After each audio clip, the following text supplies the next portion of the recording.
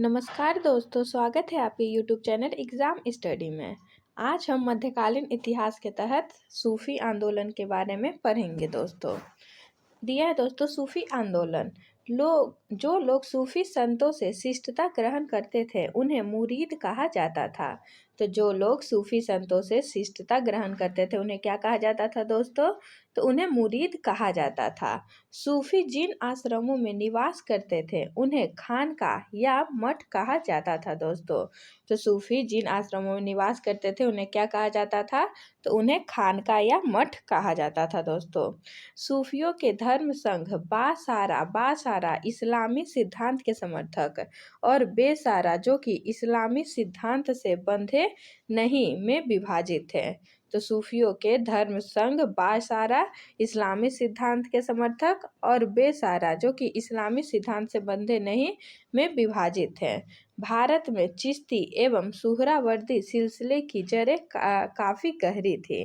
तो भारत में चिश्ती एवं सुहरावर्दी सिलसिले की जड़ें दोस्तों काफ़ी गहरी थी। 1192 ईस्वी में मोहम्मद गौरी के साथ ख्वाजा मोइनुद्दीन चिश्ती भारत आए थे। तो आपसे पूछा जा सकता है दोस्तों कि ख्वाजा मोइनुद्दीन चिश्ती किसके साथ भारत आए थे? तो याद रखिएगा मोहम्मद गौरी के साथ। कब? तो 1192 ईस्वी में। जब यस दोस्तों, नेक्स्ट है इन्होंने यहाँ चिश्ती परंपरा की शुरुआत की। किसने दोस्तों? तो मोइनुद्दीन चिश्ती ने चिश्ती परंपरा की शुरुआत की। चिश्ती परंपरा का मुख्य केंद्र अजमेर था। तो चिश्ती परंपरा का मुख्य केंद्र कहाँ था दोस्तों? तो ये अजमेर था। चिश्ती परंपरा के कुछ अन्य महत्वपूर्ण संत थे निजामुद्दीन औलिया, बाबा फरीद, बख्तियार काकी। तो दिया है दोस्तों कि चिश्ती परंपरा के कुछ अन्य महत्वपूर्ण संत थे निजामुद्दीन औलिया, बाबा फरीद, बख्तियार काकी एवं शेख बुरहाउद्दीन गरीब। बाबा फरीद बख्तियार काकी के शिष्य थे। तो बाबा फरीद किनके शिष्य थे दोस्तों? तो ये बख्तियार काकी के शिष्य थे। बाबा फरीद की रचनाएं गुरु ग्रंथ साहिब में शामिल है। तो बाबा फरीद की रचनाएं दोस्तों किस में शामिल है? तो गुरु ग्रंथ साहिब में शामिल है दोस्तों। याद रखिएगा, ये बहुत पूछा जाता है। नेक्स्ट दिया है दोस्तों कि बाबा फरीद के दो महत्वपूर्ण शिष्य थे। पहला निजामुद्दीन औलिया एवं दूसरा अलाउद्दीन साबिर। तो क्या दिया है दोस्तों कि बाबा फरीद के दो महत्वपूर्ण शिष्य थे, एक निजामुद्दीन औलिया और दूसरा अलाउद्दीन साबिर। हजरत निजामुद्दीन औलिया ने अपने जीवन काल में दिल्ली के 7 सुल्तानों का शासन देखा था। तो हजरत निजामुद्दीन औलिया ने अपने जीवन काल में दिल्ली के 7 सुल्तानों का शासन देखा था। इनके प्रमुख शिष्य थे शेख सलीम चिश्ती, अमीर खुसरो, अमीर हसन देहलवी। तो याद रखिएगा दोस्तों कि हजरत निजामुद्दीन औलिया ने अपने जीवन काल में दिल्ली के 7 सुल्तानों का शासन देखा था और इनके प्रमुख शिष्य शेख सलीम चिश्ती, अमीर खुसरो, अमीर हसन देहलवी थे। शेख बुरहाउद्दीन गरीब ने 1340 ईस्वी में दक्षिण भारत के क्षेत्रों में चिश्ती संप्रदाय की शुरुआत की और दौलताबाद को मुख्य केंद्र बनाया। तो दक्षिण में जो चिश्ती संप्रदाय थी उसका मुख्य केंद्र कहाँ था दोस्तों? तो ये दौलताबाद में था। नेक्स्ट दिया है कि सूफियों के सुहरावर्दी धर्म संघ या सिलसिला की स्थापना शेख शिहाबुद्दीन उमर सुहरावर्दी ने की थी। तो सूफियों के सुहरावर्दी धर्म संघ या सिलसिला की स्थापना शेख शिहाबुद्दीन उमर सुहरावर्दी ने की, किंतु 1262 ईस्वी में इसके सुदृढ़ संचालन का श्रेय शेख बदरुद्दीन जकारिया को है। इन्होंने सिंध एवं मुल्तान को मुख्य केंद्र बनाया। तो आपसे अगर पूछा जाए दोस्तों कि सुहरावर्दी या सिलसिला की जो स्थापना हुई थी उसके मुख्य केंद्र कहाँ था? तो सिंध और मुल्तान में था। नेक्स्ट है दोस्तों कि सुहरावर्दी धर्म संघ के अन्य प्रमुख संत थे। पहला है जलालुद्दीन तबरेजी, फिर है सैयद सुख जोश और नेक्स्ट है बुरहान आदि। सुहरावर्दी सिलसिला ने राज्य के संरक्षण को स्वीकार किया था। तो सुहरावर्दी सिलसिला ने दोस्तों राज्य के संरक्षण को स्वीकार किया था। नेक्स्ट दिया है दोस्तों कि शेख अब्दुल्ला सरतारी ने सतारी सिलसिले की स्थापना की? तो क्या दिया है दोस्तों कि शेख अब्दुल्ला सतारी ने सतारी सिलसिले की स्थापना की और इसका मुख्य केंद्र बिहार था। तो ये बहुत इंपॉर्टेंट है दोस्तों, याद रखिएगा कि सतारी सिलसिला का मुख्य केंद्र कहाँ था? तो ये बिहार में था दोस्तों। कादरी धर्म संघ या सिलसिला की स्थापना सैयद अब्दुल कादिर अल जिलानी ने बगदाद में की थी। तो कादरी धर्म संघ या कादरी सिलसिला की स्थापना सैयद अब्दुल कादिर अल जिलानी ने बगदाद में की थी। भारत में इस सिलसिला के प्रवर्तक मोहम्मद गौस थे। तो अब अगर आपसे क्वेश्चन पूछा जाए दोस्तों कि कादरी धर्म संघ को भारत में मतलब भारत में इसके प्रवर्तक कौन थे कादरी धर्म संघ के? तो मोहम्मद गौस थे, इसे याद रखिएगा दोस्तों, मोहम्मद गौस। इस सिलसिले के अनुयायी गाने बजाने के विरोधी थे, यानी जो कादरी सिलसिला थी दोस्तों ये गाने बजाने के विरोधी थे और ये लोग सिया मत के विरुद्ध थे। तो जो कादरी धर्म संघ थे किसके विरुद्ध थे दोस्तों? तो सिया मत, सिया और सुन्नी दो होते थे ना, तो ये लोग सिया के मत के विरुद्ध थे। नेक्स्ट दिया दोस्तों कि राजकुमार दारा शाहजहां का ज्येष्ठ पुत्र। राजकुमार दारा कादरी सिलसिला के मुल्ला शाह का शिष्य था। तो आपसे पूछा जा सकता है दोस्तों कि राजकुमार दारा किसके शिष्य थे? तो ये मुल्ला शाह के शिष्य थे। और ये किस सिलसिला से संबंधित है? राजकुमार दारा, तो ये कादरी सिलसिला से संबंधित हैं। ये क्वेश्चन पूछा गया है दोस्तों। नेक्स्ट है कि नक्शबंदी धर्म संघ या सिलसिला की स्थापना ख्वाजा उबेदुल्ला ने की थी। तो नक्शबंदी सिलसिला की स्थापना किसने की थी दोस्तों? तो ख्वाजा उबेदुल्ला ने। भारत में इस सिलसिला की स्थापना ख्वाजा बकी बिल्ला ने की थी। तो भारत में इस सिलसिला की स्थापना किसने की थी दोस्तों? तो भारत में नक्शबंदी सिलसिला की स्थापना ख्वाजा बकी बिल्ला ने की थी। भारत में इसके व्यापक प्रचार का श्रेय बकी बिल्ला के शिष्य अकबर के समकालीन शेख अहमद सरहिंदी को था। तो क्या दिया है दोस्तों कि भारत में इसके व्यापक प्रचार का श्रेय बकी बिल्ला के शिष्य अकबर के समकालीन शेख अहमद सरहिंदी को था दोस्तों। नेक्स्ट दिया दोस्तों कि फिरदौसी सुहरावर्दी सिलसिला की एक शाखा थी। तो फिरदौसी दोस्तों क्या थी? तो ये सुहरावर्दी सिलसिला की एक शाखा थी जिसका कार्य क्षेत्र बिहार था। इस सिलसिले को शेख शरीफुद्दीन याहिया ने लोकप्रिय बनाया। तो किस सिलसिले को दोस्तों? तो फिरदौसी सिलसिले को किसने लोकप्रिय बनाया? तो शेख सफउद्दीन याहिया ने लोकप्रिय बनाया। याहिया ख्वाजा निजामुद्दीन के शिष्य थे। तो याहिया किनके शिष्य थे दोस्तों? तो ये ख्वाजा निजामुद्दीन के शिष्य थे दोस्तों। नेक्स्ट हम लोग पढ़ेंगे दोस्तों भक्ति आंदोलन के बारे में। तो 6ठी शताब्दी में भक्ति आंदोलन की शुरुआत तमिल क्षेत्र में हुई जो कर्नाटक और महाराष्ट्र में फैल गई दोस्तों। तो भक्ति आंदोलन की शुरुआत कब हुई दोस्तों? तो ये 6ठी शताब्दी में हुई और किस क्षेत्र में? तो तमिल क्षेत्र कर्नाटक और महाराष्ट्र में, मतलब तमिल क्षेत्र से शुरू हुई और कर्नाटक और महाराष्ट्र में भी फैल गई दोस्तों। नेक्स्ट दिया है कि भक्ति आंदोलन का विकास 12 अलवार वैष्णव संतों और 63 नैनार शैव संतों ने किया था। तो इसे याद रखिएगा दोस्तों, आपसे पूछा जाएगा कि अलवार संतों की संख्या कितनी है? तो ये 12 हो जाएंगे। और अगर नैनार संतों की पूछा जाए दोस्तों तो ये 63 है। नेक्स्ट दिया है दोस्तों कि शैव संत अप्पार ने पल्लव राजा महेंद्र वर्मन को शैव धर्म स्वीकार करवाया। तो शैव संत अप्पार ने पल्लव राजा महेंद्र वर्मन को शैव धर्म स्वीकार कराया दोस्तों। नेक्स्ट दिया है कि भक्ति कवि संतों को संत कहा जाता था। तो भक्ति कवि संतों को क्या कहा जाता था? तो उन्हें संत कहा जाता था और उनके 2 समूह थे। प्रथम समूह वैष्णव संत थे जो महाराष्ट्र में लोकप्रिय हुए। वे भगवान विठोबा के भक्त थे। विठोबा पंथ के संत और उनके अनुयायी बड़करी या तीर्थयात्री पंथ कहलाते थे क्योंकि हर वर्ष पंढरपुर की तीर्थ यात्रा पर जाते थे। दूसरा समूह पंजाब एवं राजस्थान के हिंदी भाषी क्षेत्रों में सक्रिय था और इसकी निर्गुण भक्ति हर विशेषता से परे भगवान की भक्ति में आस्था थी दोस्तों। तो इसे एक बार फिर से पढ़ दे रहे दोस्तों, क्या दिया है कि भक्ति कवि संतों को संत कहा जाता था और उनके 2 समूह थे। प्रथम समूह वैष्णव संत थे जो महाराष्ट्र में लोकप्रिय हुए और वे भगवान विठोबा के भक्त थे। विठोबा पंथ के संत और उनके अनुयायी वारकरी या तीर्थयात्री पंथ कहलाते थे, क्योंकि हर वर्ष पंढरपुर की तीर्थ यात्रा पर जाते थे। दूसरा समूह पंजाब एवं राजस्थान के हिंदी भाषी क्षेत्रों में सक्रिय था और इसकी निर्गुण भक्ति हर विशेषता से परे भगवान की भक्ति में आस्था थी दोस्तों।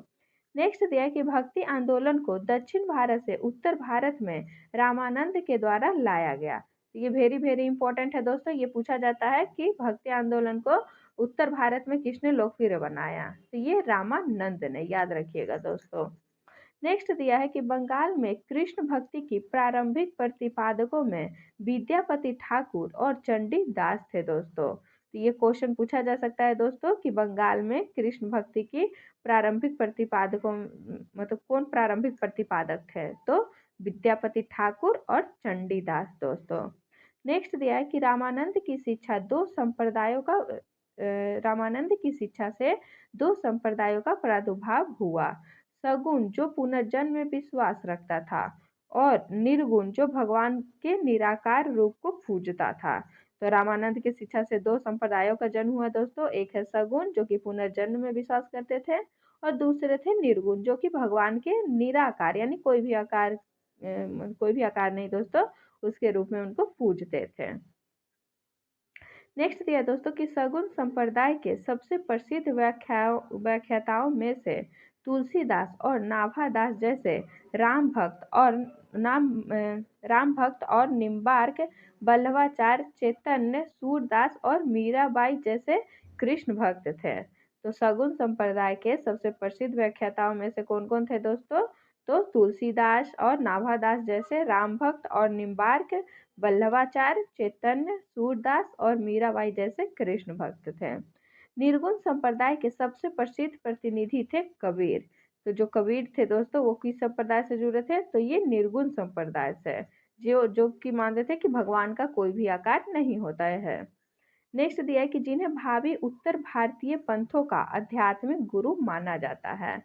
तो कबीर को दोस्तों भावी उत्तर भारतीय पंथों का आध्यात्मिक गुरु माना जाता है। नेक्स्ट दिया दोस्तों कि शंकराचार्य के अद्वैत दर्शन के विरोध में दक्षिण में वैष्णव संतों द्वारा 4 मतों की स्थापना की गई। तो क्या दिया है दोस्तों कि शंकराचार्य के अद्वैत दर्शन के विरोध में दक्षिण में वैष्णव संतों द्वारा 4 मतों की स्थापना की गई दोस्तों। और ये 4 मत ये है, देखिए हम लोग पढ़ते हैं। दक्षिण में वैष्णव धर्म संतों द्वारा स्थापित 4 मत।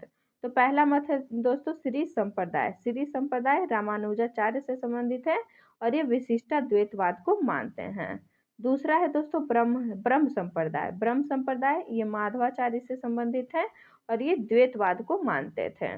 नेक्स्ट है दोस्तों रुद्र संप्रदाय ये विष्णु स्वामी से संबंधित है और ये शुद्ध द्वैतवाद को मानते थे।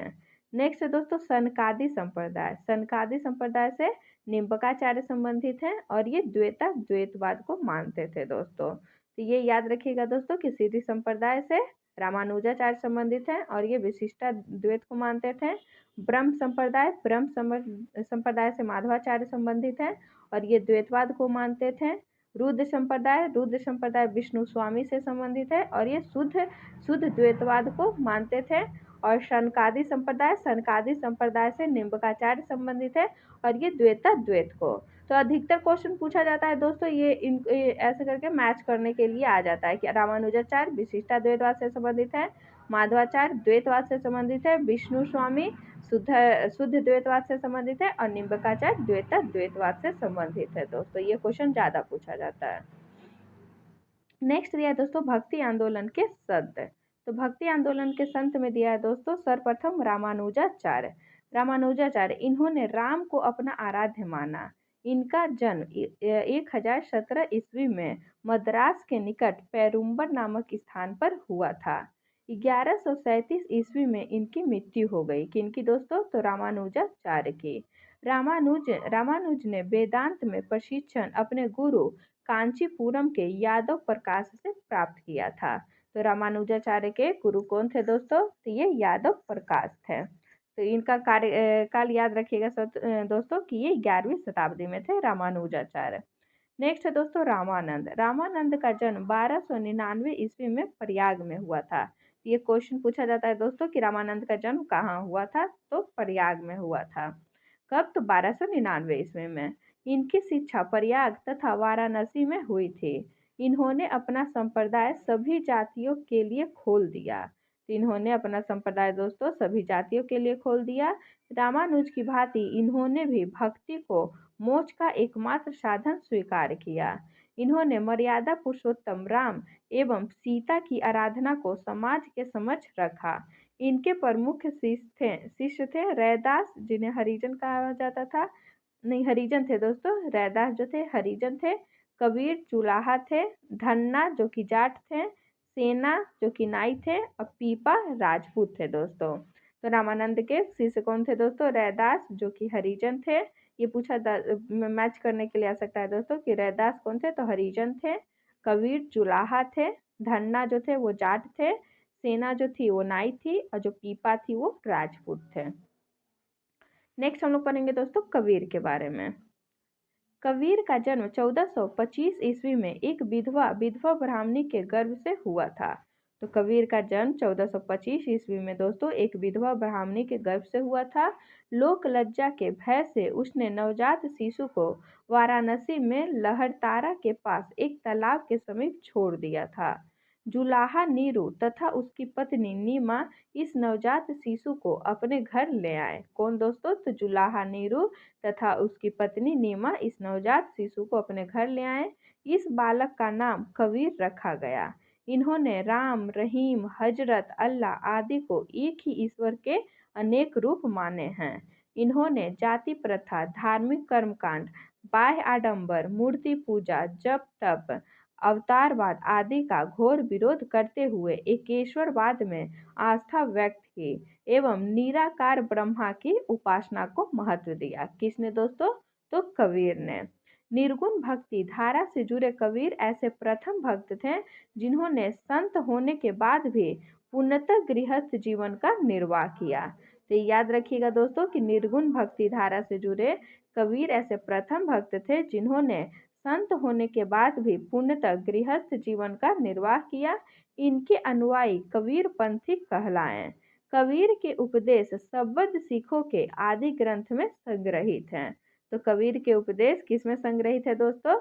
तो ये सबद सिखों के आदि ग्रंथ में संग्रहित है दोस्तों। नेक्स्ट हम लोग पढ़ेंगे दोस्तों गुरु नानक के बारे में। गुरु नानक का जन्म 1469 ईस्वी अविभाजित पंजाब के तलवंडी नामक स्थान पर हुआ था दोस्तों। तो गुरु नानक का जन्म दोस्तों 1469 ईस्वी में अविभाजित पंजाब के तलवंडी नामक स्थान पर हुआ था, जो अब ननकाना साहिब के नाम से विख्यात है। उनकी माता का नाम तृप्ता देवी तथा पिता का नाम कालू राम था। बटाला के मूल राज खत्री की बेटी सुलक्षणी से उनका विवाह हुआ था। उन्होंने देश का 5 बार चक्कर लगाया, जिसे उदासीस कहा जाता है। उन्होंने कीर्तनों के माध्यम से उपदेश दिए। अपने जीवन के अंतिम क्षणों में उन्होंने रावी नदी के किनारे करतारपुर में अपना डेहरा यानी मठ स्थापित किया। कहाँ दोस्तों? तो अपने जीवन के अंतिम क्षणों में उन्होंने रावी नदी के किनारे करतारपुर में अपना डेहरा यानी मठ स्थापित किया। अपने जीवन काल में ही उन्होंने आध्यात्मिक आधार पर अपने पुत्रों की जगह अपने शिष्य भाई लहना अंगद की अपना उत्तराधिकारी नियुक्त किया। तो उन्होंने किसे अपना उत्तराधिकारी नियुक्त किया दोस्तों? तो अपने शिष्य भाई लहना को, जिन्हें अंगद भी कहा जाता है। इनकी मृत्यु 1539 ईस्वी में करतारपुर में हुई। नानक ने सिख धर्म की स्थापना की। तो नानक ने किस धर्म की स्थापना की दोस्तों? तो ये उन्होंने सिख धर्म की स्थापना की। नानक सूफी संत बाबा फरीद से प्रभावित थे दोस्तों। नेक्स्ट दिया है दोस्तों चैतन्य स्वामी के बारे में। चैतन्य का जन्म 1486 ईस्वी में नदिया बंगाल के मायापुर गांव में हुआ था। तो चैतन्य का जन्म 1486 ईस्वी में कहाँ हुआ था दोस्तों? तो ये नदिया बंगाल के मायापुर गांव में हुआ था। इनके पिता का नाम जगन्नाथ मिश्र एवं माता का नाम सच्ची देवी था। तो चैतन्य के पिता का नाम दोस्तों जगन्नाथ मिश्र एवं माता का नाम सच्ची देवी था। पाठशाला में चैतन्य को निमाई पंडित कहा जाता था। तो पाठशाला में चैतन्य को क्या कहा जाता था दोस्तों? तो उन्हें निमाई पंडित कहा जाता था। उन्होंने गोसाई संघ की स्थापना की और साथ ही संकीर्तन प्रथा को जन्म दिया। इनके दार्शनिक सिद्धांत को अचित्त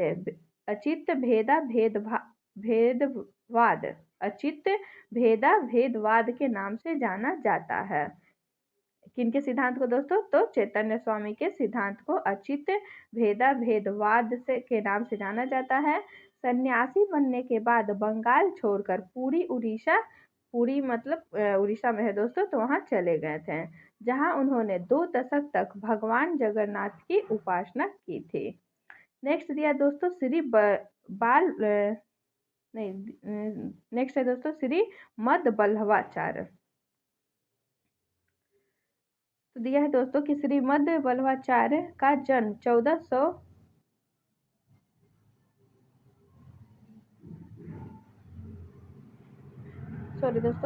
दिया हुआ है कि श्रीमद बल्लभाचार्य का जन्म 1479 ईस्वी में चंपारण्य वाराणसी में हुआ था। इनके पिता का नाम लक्ष्मण भट्ट तथा माता का नाम यलम मगरू था। तो याद रखिएगा दोस्तों कि मद बल्लभाचार्य के पिता का नाम लक्ष्मण भट्ट तथा माता का नाम यल मगरू था। इनका विवाह महालक्ष्मी के साथ हुआ था। इनके 2 पुत्र थे, पहला गोपीनाथ जिनका जन्म 1511 ईस्वी में तथा दूसरा विठलनाथ जिनका जन्म 1516 ईस्वी में हुआ था दोस्तों। इन्होंने गंगा यमुना संगम के समीप अरेल नामक स्थान पर अपना निवास स्थान बनाया। किन्होंने दोस्तों? तो मद बल्लभाचार्य ने भक्ति साधना पर विशेष जोर दिया। इन्होंने भक्ति को मोक्ष का साधन बताया और इनके भक्ति मार्ग को पुष्टि मार्ग कहते थे। तो बल्लभाचार्य के भक्ति मार्ग को क्या कहा जाता था दोस्तों? तो इसे पुष्टि मार्ग कहा जाता था।